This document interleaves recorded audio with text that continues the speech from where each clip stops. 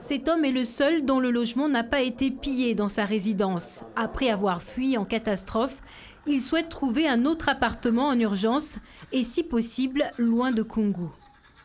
Bien sûr que j'ai peur et je ne suis pas le seul, mais tout le monde a peur parce que quand vous êtes chez vous et que vous voyez des individus par centaines arriver dans votre logement et mettre le feu, faire toutes sortes d'atrocités, bien sûr que vous avez peur. Parce que moi, je ne me sens plus en sécurité là-bas. Je ne peux pas rester.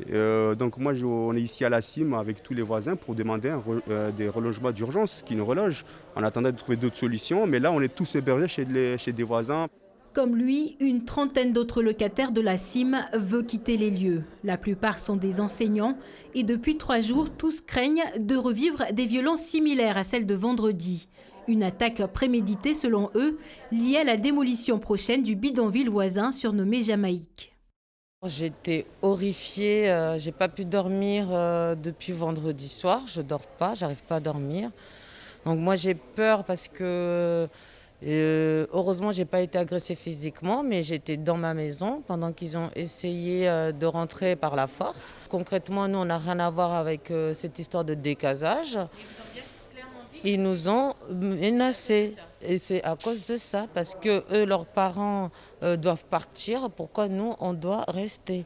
Donc, ils nous ont explicitement menacés, haut et fort.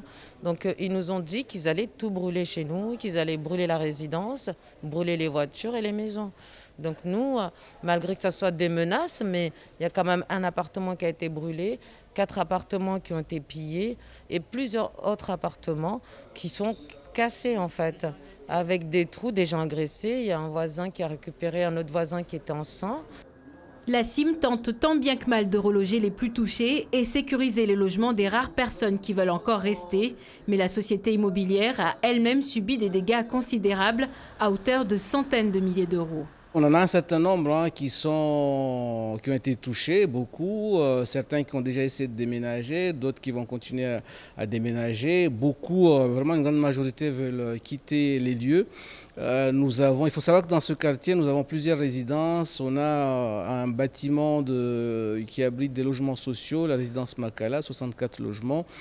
À côté, 26 logements intermédiaires et du logement libre à Koungou Village. Un peu plus bas, une autre opération qui est à Paris de logement social. On traite au cas par cas.